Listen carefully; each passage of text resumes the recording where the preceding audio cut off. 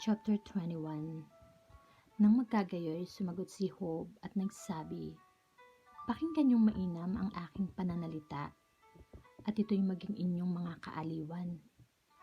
Pagdalitaan niyo ako, at ako na may magsasalita, at pagkatapos na ako'y makapagsalita, ay manuya kayo. Tungkol sa akin, ay sa tao ba ang aking daing? At bakit hindi ako maiinip? Tandaan niyo ako, at matigilan kayo, at ilagay niyo ang inyong kamay sa inyong bibig. Pagka aking naaalaala nga, ay nababagabag ako, at kikilabutan ng humahawak sa aking laman. Bakit nabubuhay ang masama? Nagiging matanda? Oo, nagiging malakas ba sa kapangyarihan? Ang kanilang binhi ay natatatag na kasama nila sa kanilang paningin, at ang kanilang mga suwi ay nasa harap ng kanilang mga mata. Ang kanilang mga bahay ay tiwasay na walang takot, kahit ang pamaluman ng Diyos ay wala sa kanila. Ang kanilang baka ay naglilihi at hindi nababaog. Ang kanilang baka ay nanganganak at hindi napapahamak ang kanyang guya. Kanyang inilabas ang kanilang mga bata na gaya ng kawan, at ang kanilang mga anak ay nangagsasayawan. Sila'y nangag-aawitan, nakatugma ng pandereta at alpa, at nangagkakatuwa sa tunog ng plauta.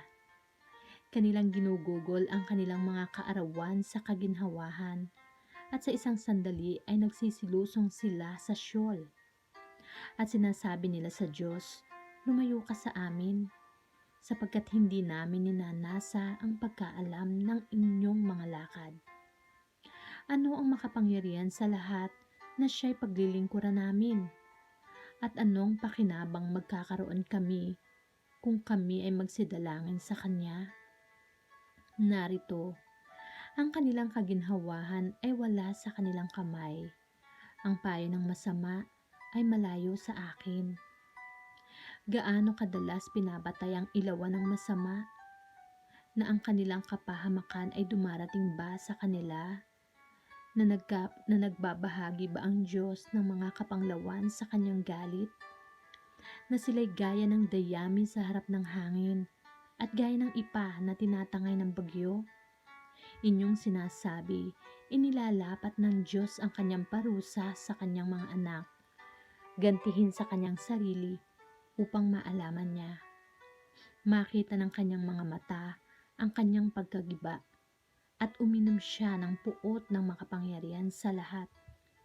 Sapagkat anong kasayahan magkakaroon siya sa kanyang bahay pagkamatay niya, pagka ang bilang ng kanyang mga buwan ay nahiwalay sa gitna? May makapagtuturo ba ng kaalaman sa Diyos? Dangang kanyang hinahatulan, yaong na nga sa mataas. Isa'y namamatay sa kanyang lubos na kalakasan, palibhas at walang bahala at tahimik. Ang kanyang mga suso ay puno ng gatas, at ang utak ng kanyang mga buto ay halumigmig. At ang iba'y namamatay sa paghihirap ng kaluluwa, at kailanman ay hindi nakakalasa ng mabuti.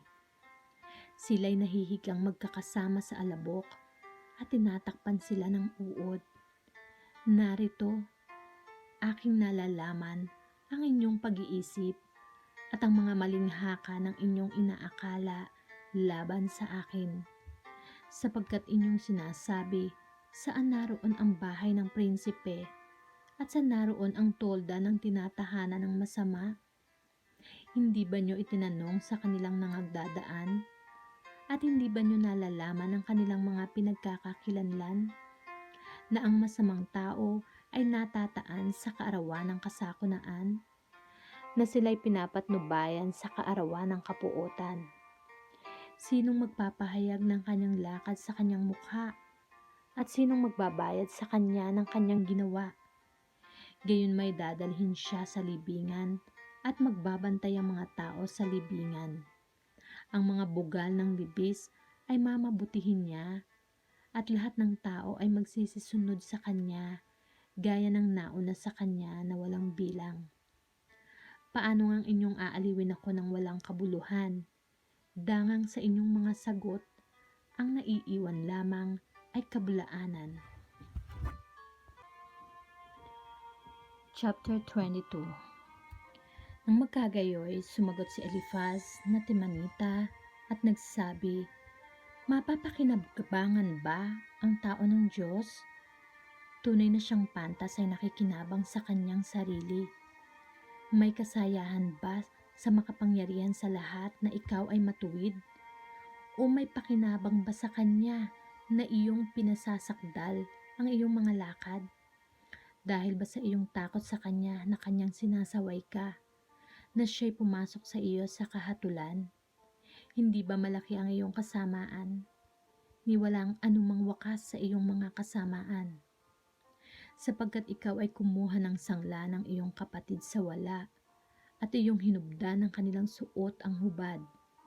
Ikaw ay hindi nagbigay ng tubig sa pagod upang uminom, at ikaw ay nagkait ng tinapay sa gutom. Ngunit tungkol sa makapangyarihang tao, siya'y nagtatangkilik ng lupa, at ang marangal na tao ay tumatahan doon. Iyong pinayaong walang dala ang mga babaeng bao, at ang mga kamay ng ulila ay nangabali. Kaya't ang mga silo ay nangasa palibot mo, at biglang takot ay bumabagabag sa iyo. O kadiliman, upang huwag kang makakita, at kasaganaan ng tubig ay tumatabon sa iyo. Hindi ba ang Diyos ay nasa kaitaasan ng langit? At narito, ang kataasan ng mga bituin, pagkataas-taas nila. At iyong sinasabi, anong nalalaman ng Diyos? Makahahatol ba siya sa salisalimuot na kadiliman? Masinsing alapaap ang tumatakip sa kanya, na siya'y hindi nakakakita, at siya'y lumalakad sa balantok ng langit. Iyo bang pagpapatuluyan ang dating daan na nilakaran ng mga masamang tao, na siyang mga naalis bago dumating ang kanilang kapanahunan, na ang patibayan ay nahuhong parang agos, na nagsabi sa Diyos, lumayo ka sa amin, at anong magagawa sa amin ang makapangyarihan sa lahat? Gayunmay pinuno niya ang kanilang mga bahay ng mga mabuting bagay, ngunit ang payo ng masama ay malayo sa akin. Nakikita ng mga matuwid at nangatutuwa, at tinatawa ng mainam ng walang sala, na nagsasabi, walang pagsalang silang nagsisibangon laban sa atin ay nahiwalay, at ang nalabi sa kanila ay sinupok ng apoy. Makipagkilala ka sa kanya, at ikaw ay mapayapa. Ano pat ang mabuti ay darating sa iyo. Iyong tanggapin, isinasamo ko sa iyo ang kautusan mula sa kanyang bibig, at ilagak mo ang kanyang mga salita sa iyong puso. Kung ikaw ay bumalik sa makapangyarihan sa lahat, ay matatayo ka. Kung iyong ilayo ang kalikuan sa iyong mga tolda, at ilagay mo ang iyong kayamanan sa alabok, at ang ginto ng Ophir sa gitna ng mga bato ng mga batis, at ang makapangyarihan sa lahat ay magiging iyong kayamanan at mahalagang pilak sa iyo. Sapagkat ikaw ay magagalak nga ng iyong sarili sa makapangyarihan sa lahat, at iyong itataas ang iyong mukha sa Diyos. Ikaw ay dadalangin sa Kanya, at Kanyang didinggin ka, at iyong babayaran ang iyong panata. Ikaw na may magpapasiya ng isang bagay, at ito'y matatatag sa iyo, at liwanag ay sisilang sa iyong mga daan. Pagka inilulog mo kanila, ay iyong sasabihin, magpakataas, at ililigtas niya ang mapagkumbabang tao. Kanyang ililigtas pati ng hindi banal. Oo, siya'y maliligtas sa kalinisan ng iyong mga kamay.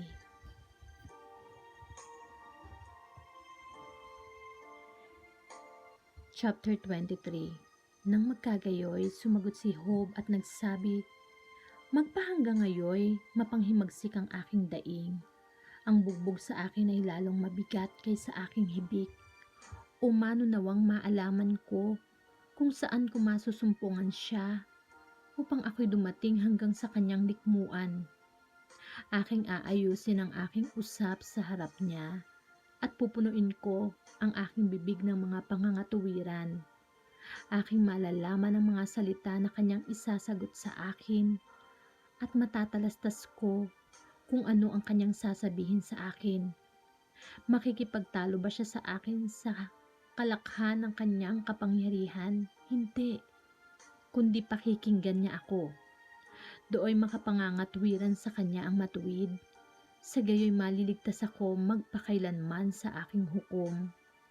Narito, ako'y nagpapatuloy, ngunit wala siya. At sa dakong likuran, ngunit hindi ko siya mamataan. Sa kaliwa pagka siya'y gumagawa, ngunit hindi ko mamasdan siya. Siya'y nagkukubli sa kanan na hindi ko makita siya. Ngunit nalalaman niya ang daang aking nilalakaran. Pagka kanyang nasubok ako, ay lalabas akong parang ginto. Ang aking paa ay sumunod na lubos sa kanyang mga hakbang. Ang kanyang daan ay aking iningatan at hindi ako lumiko. Ako'y hindi humiwalay sa utos ng kanyang mga labi. Aking pinagyaman ang mga salita ng kanyang bibig ng higit kaysa aking kailangang pagkain. Ngunit siya'y sa isang akala, at sinong makapagpapabalik sa kanya? At kung ano ang ninanasa ng kanyang kaluluwa, siya nga niyang ginagawa. Sapagkat kanyang isinasagawa ang itinakda sa akin, at maraming gayong mga bagay ang nasa kanya. Kaya't ako'y nababagabag sa kanyang harapan. Pagka aking binubulay, ay natatakot ako sa kanya. Dahil sa pinampanglupaypay ng Diyos ang aking puso, at binabagabag ako ng makapangyarihan sa lahat. Sapagkat hindi ako inihiwalay sa harap ng kadiliman, ni tinakpan man niya ang salimuot na kadiliman sa aking mukha. Chapter 24. Bakit ang mga kapanahunan ay hindi itinakda ng makapangyarihan sa lahat? At bakit hindi nakakakita ng kanyang mga araw ang nakakakilala sa kanya? May nagsisipagbago ng lindero, kanilang dinadalang may karahasan ng mga kawan at pinasasabsab. Kanilang itinataboy ang asno ng ulila, kanilang kinukuha ang baka ng babaeng bao na pinakasangla. Kanilang inililigaw sa daan ang mapagkailangan. Ang mga dukha sa lupa ay nagsisikubling magkakasama. Narito, gaya ng mga mabangis na asno sa ilang, sila'y nagsisilabas sa kanilang gawa, na nagsisihanap na masikap ng pagkain. Ang ilang ay siyang nagbibigay sa kanila ng pagkaing ukol sa kanilang mga anak. Kanilang pinita sa bukid ang kanilang pagkain, at kanilang pinamumulutan ang ubasa ng masama. Sila'y hubad na nangahihiga buong gabi na walang suot at walang kumot sa ginaw. Sila'y basa ng ulan sa mga bundok at niyayakap ang bato sa pagkakailangan ng kulungan. May nagsisiagaw ng ulila mula sa suso at nagsisikuha ng sangla ng dukha. Na anupat sila'y yumayaong hubad na walang damit, at palibhasa'y gutom ay kanilang dinadala ang mga bigkis. Sila'y nagsisigawa ng langis sa loob ng olibuhan ng mga taong ito. Sila'y nagpipisa sa kanilang pisaan ng ubas at nagtitiis ng uhaw. Mula sa makapal na bayan ay nagsisidaing ang mga tao, at ang kaluluwa ng may sugat ay humihiyaw. Gayon may hindi inaaring mangmang ng Diyos. Ito'y sa mga naghihimagsik laban sa liwanag. Hindi nila nalalaman ang mga daan niyaon, ni tumatahan man sa mga landas niyaon. Ang mamamatay tao ay bumabangon pagliliwanag. Pinapatay niya ang dukha at mapagkailangan. At sa gabi ay gaya siya ng magnanakaw.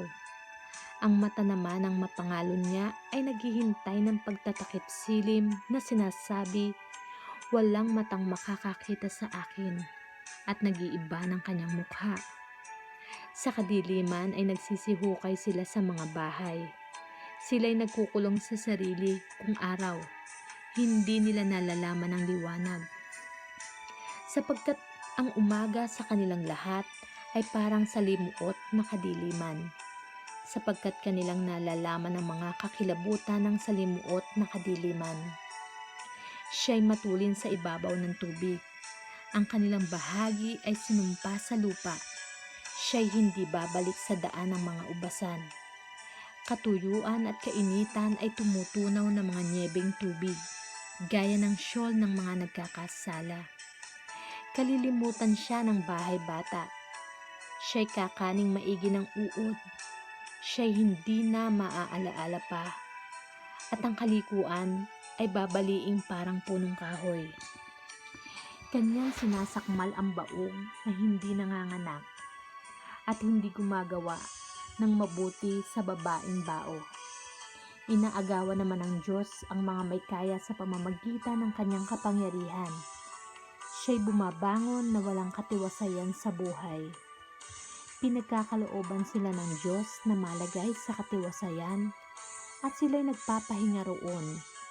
At ang kanyang mga mata ay nasa kanilang mga lakad. Sila'y nangataas, gayon may isang sandali pa, at sila'y wala na. Oo, sila'y nangababa, sila'y nangaalis sa daan na gaya ng lahat ng mga iba, at nangaputol na gaya ng mga uhay. At kung hindi gayon ngayon, sinong magpapatotoo na ako'y sinungaling at magwawala ng kabuluhan ng aking pananalita?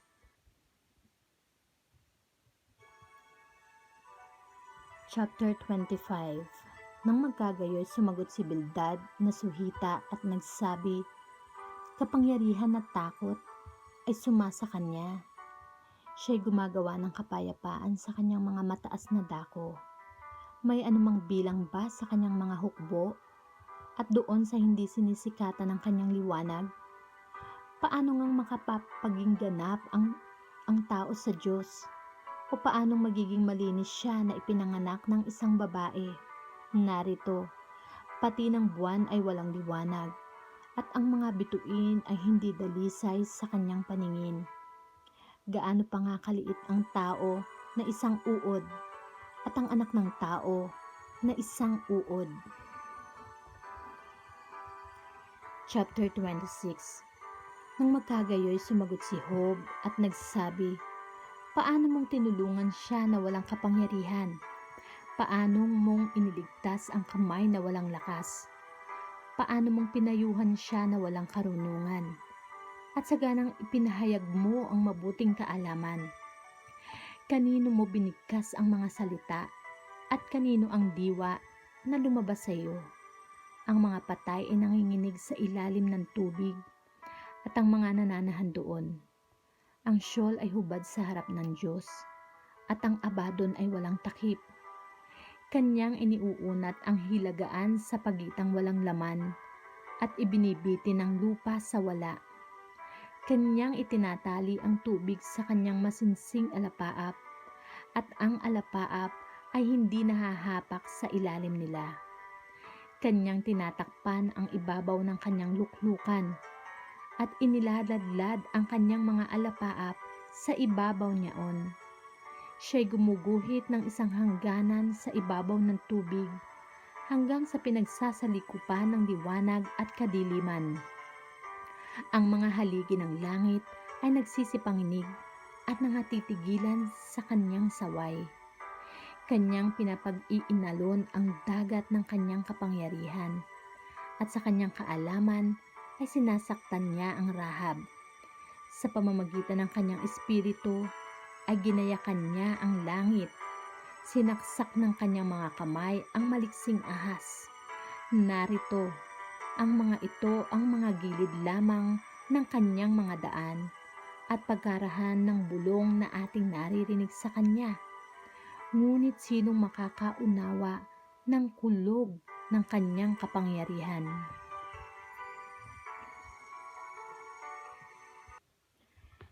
Chapter 27. At muling sinambit ni Job ang kanyang talinghaga at nagsabi, "Buhay ang Diyos na siyang nag-alis ng aking katwiran at ang makapangyarihan sa lahat na siyang nagpapanglaw ng aking kaluluwa. Sapagkat ang aking buhay ay buo pa sa akin at ang Espiritu ng Diyos ay nasa mga butas ng aking ilong. Tunay na ang aking mga labi ay hindi magsasalita ng kalikuan, ni ang aking dila man ay magsasaysay ng karayaan. Malayo nawa sa aking kayo'y aariin kong ganap. Hanggang sa ako'y mamatay ay hindi ko aalisin sa akin ang aking pagtatapat. Ang aking katwiran ay aking pinanghahawakan at hindi ko bibitawan. Hindi ako aalipustahin ng aking puso habang ako'y buhay. Ang aking kaaway ang maging gaya nawa ng masama at ang bumangon laban sa akin ay maging gaya nawa ng liko. Sapagkat ano ang pag-asa ng di banal, bagaman siya'y makikinabang sa kanya pagka kinuha ng Diyos ang kanyang kaluluwa? Didinggin ba ng Diyos ang kanyang iyak pagka ang kabagabagan ay dumating sa kanya? Makapagsasaya ba siya sa makapangyarihan sa lahat? At tatawag sa Diyos sa lahat ng mga panahon? Aking tuturuan kayo ng tungkol sa kamay ng Diyos. Ang nasa makapangyarihan sa lahat ay hindi ko ililihim. Narito kayong lahat ay nangakakita. Bakit nga kayo ay lubos na nawala ng kabuluhan? Ito ang bahagi ng masamang tao sa Diyos at ang mana ng mga mamimighati na kanilang tinatanggap sa makapangyarihan sa lahat. Kung ang kanyang mga anak ay dumami, ay para sa tabak, at kanyang lahi ay hindi mabubusog ng tinapay. Yaong nangaiwan sa kanya ay mga lilibing sa kamatayan, at ang kanyang mga bago ay hindi masisipag naghoy. Bagaman siya'y magbunto ng pilak na parang alabok, ay maghahanda ng bihisa na parang putik. Maihahanda niya, ngunit ang ganap ang magsusuot niyaon at babahaginin ng walang sala ang pilak. Siya'y nagtatayo ng kanyang bahay na gaya ng tanga at gaya ng isang bantayan na ginagawa ng bantay. Siya'y nahihigang mayaman, ngunit hindi siya pupulutin. Kanyang ididilat ang kanyang mga mata, ngunit wala na siya. Mga kakilabutan tumatabon sa kanya na gaya ng tubig. Bagyo ang umaagaw sa kanya sa kinagabihan. Tinangay siya ng hanging silanganan at siya'y nanananaw at pinapalis siya sa kanyang kinaroroonang dako. Sapagkat hahalibasin siya ng Diyos at hindi magpapatawad. Siya'y magpupumilit na tumakas sa kanyang kamay, ipapakpak ng mga tao ang kanilang mga kamay sa kanya, at hihiyawan siya mula sa kanyang kinaroroonang dako. Chapter 28. Tunay na may mina na mayroong pilak at dako na ukol sa ginto na kanilang pinagdadalisayan. Bakal ay nuhukay sa lupa at tanso ay binububo mula sa bato. Ang tao'y naglalagay ng wakas sa kadiliman at sumisiyasat hanggang sa kalayu-layo ang hangganan ng mga bato ng kadiliman at sa limuot na kadiliman. Siya'y humuhukay ng malayo sa tinatahanan ng mga tao, nililimot ng paa na dumadaan, nagbibitin doong malayo sa mga tao. Sila'y umuugoy na paruot parito. Tungkol sa lupa, mula rito'y nanggagaling ang tinapay, at sa ilalim ay wari tinutuklap ng apoy. Ang mga bato nito'y kinaroroonan ng mga zafiro, at ito'y may alabok na ginto. Yaong landas na walang ibong mga dadagit ay nakakaalam, ni nakita man ang mata ng falcon. Hindi natungtungan ng mga palalong hayop, ni naraanan man ng mabangis na leon. Kanyang inilalabas ang kanyang kamay sa batong pingkian, binabaligtad ng mga ugat ang mga bundok. Siya'y nagbabangbang sa gitna ng mga bato, at ang kanyang mata ay nakakakita ng bawat mahalagang bagay. Kanyang tinatalian ang mga lagaslas upang huwag umagos, at ang bagay na nakakubli ay inililitaw niya sa liwanag. Ngunit saan masusumpungan ang karunungan at saan naroon ang dako ng pagkaunawa? Hindi nalalaman ng tao ang halaga niyaon, ni nasusumpungan man sa lupain ng may buhay. Sinasabi ng kalaliman, wala sa akin, at sinasabi ng dagat, hindi sumasa akin. Hindi mabibili ng ginto, ni matitimbangan man ng pilak ang halaga niyaon. Hindi mahahalagahan ng ginto sa Ophir, ng mahalagang onyx o ng zafiro. Ginto at salamin ay hindi maihahalin tulad doon.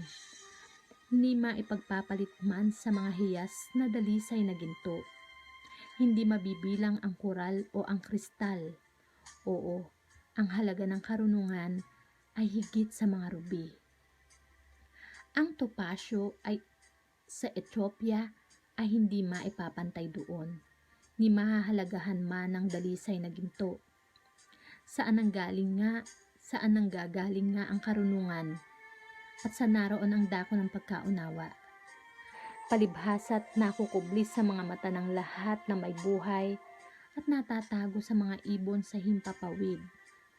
Ang kapahamakan at ang kamatayan ay nagsasabi, narinig namin ang aming mga pakinig, ang bulong-bulungan niyaon.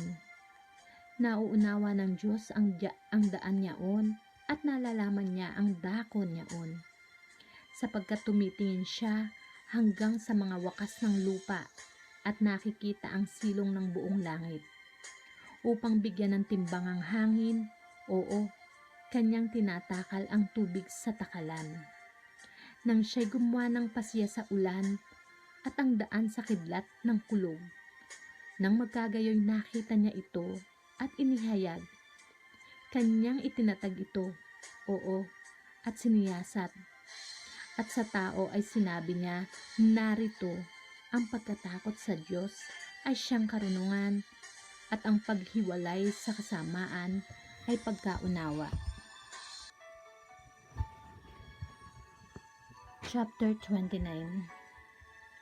At muling ipinagbadya ni Job ang kanyang talighaga at nagsabi, o ako naway napa sa mga buwan noong dakong una, gaya noong mga kaarawan, nang binabantayan ako ng Diyos.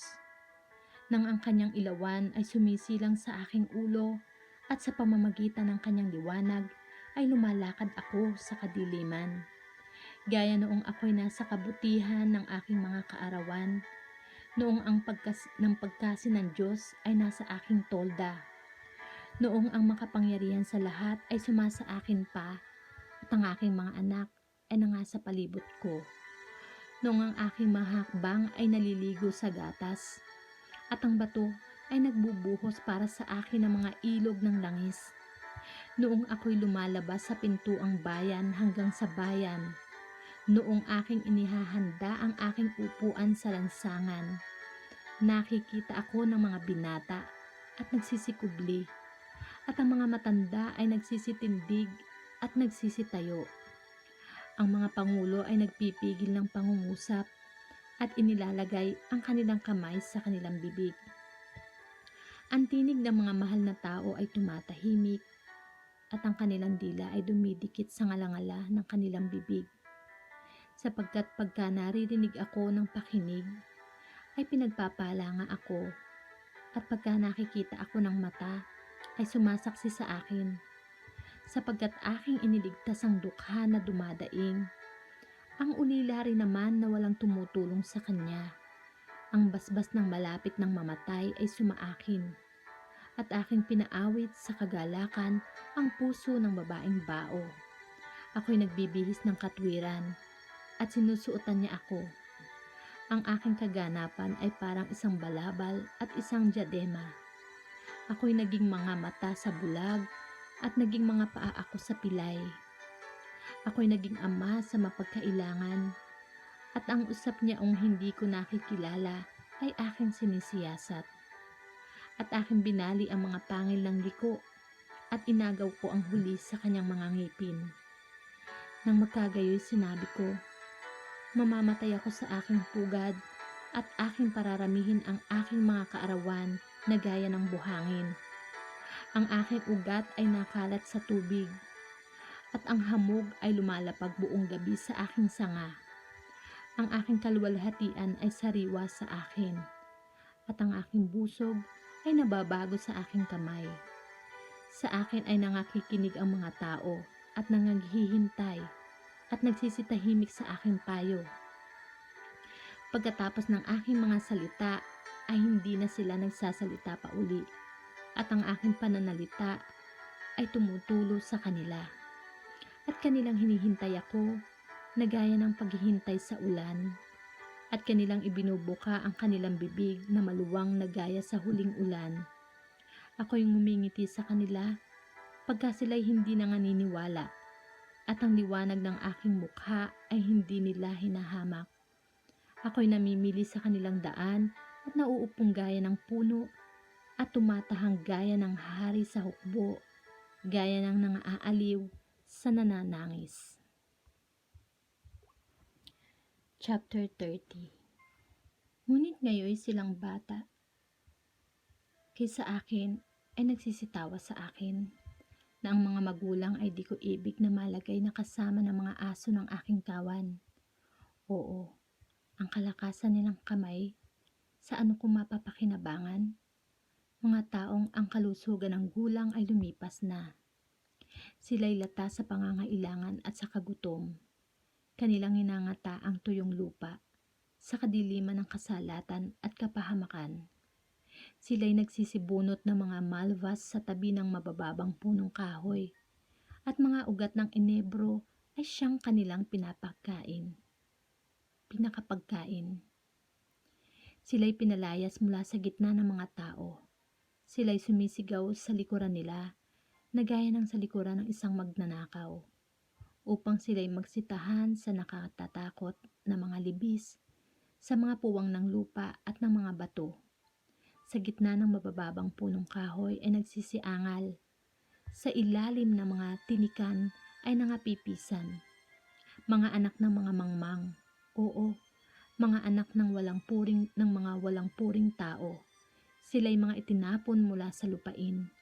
At ngayon ay naging kantahin nila ako. Oo, ako'y kasabihan sa kanila. Kanilang kinayayamutan ako, nilalayuan nila ako, at hindi sila nagpipigil ng paglura sa aking mukha. Sapagkat kinalag niya ang kanyang panali, at pinaghati ako, at kanilang inalis ang paningkaw sa harap ko. Sa aking kanan ay tumatayo ang tanga. Itinutulak nila ang aking mga paa, at kanilang pinapatag laban sa akin ang kanilang mga paraan ng panghamak. Kanilang sinisira ang aking landas. Kanilang isinusulong ang aking kapahamakan. Mga taong walang tumulong. Tila dumarating sila sa isang maluwang na pasukan. Sa gitna ng kasiraan ay nagsisigulong sila. Mga kakilabutan ay dumadagan sa akin. Kanilang tinatangay ang aking karangalan na gaya ng hangin, at ang aking kaginhawahan ay napaparan na parang alapaap. At ngayon nangalupaypay ang aking kaluluwa sa loob ko. Mga kaarawan ng pagkapighati ay humawak sa akin. Sa gabi ay nag-aantakan ang aking mga buto, at ang mga antak na nagpapahirap sa akin ay hindi nagpapahinga. Sa matinding karahasan ng aking sakit ay nagiging katuwa ang aking suot. Tumatali sa akin sa palibot na gaya ng liig ng aking baro. Inihahagis niya ako sa banlik at ako'y naging parang alabok at mga abo. Ako'y dumadaing sa iyo at hindi mo ako sinasagot. Ako'y tumatayo at minamasdan mo ako. Ikaw ay naging mabagsik sa akin. Sa pamamagitan ng kapangyarihan ng iyong kamay ay nahabol mo ako. Itinaas mo ako sa hangin. Pinasasakay mo ako roon at tinutunaw mo ako sa bagyo. Sapagkat talastas ko na iyong dadalhin ako sa kamatayan at sa bahay na takda sa lahat ng may buhay. Gayunman ang isa ay di ba naguunat ng kamay Sa kanyang pagkahulog o sa kanyang kasakunaan kung kaya sisigaw ng tulong? Hindi ko ba iniyakan yaong nasa kabagabagan? Hindi ba ang aking kaluluwa ay nakikidamay sa mapagkailangan? Pagka ako'y humahanap ng mabuti, ang kasamaan nga ang dumarating. At pagka ako'y naghihintay ng liwanag, ay kadiliman ang dumarating. Ang aking puso'y nababagabag at walang pahinga. Mga araw ng kapaghatian ay dumating sa akin. Ako yumayaong tumatangis na walang araw. Ako'y tumatayo sa kapulungan at humihingi ng tulong. Ako'y kapatid ng mga tsakal at mga kasama ng mga avestruz. Ang aking balat ay maitim at natutuklap at ang aking mga buto ay nagpapaltos. Kaya't ang aking alpa ay naging panangis at ang aking flauta ay naging tinig ng umiiyak.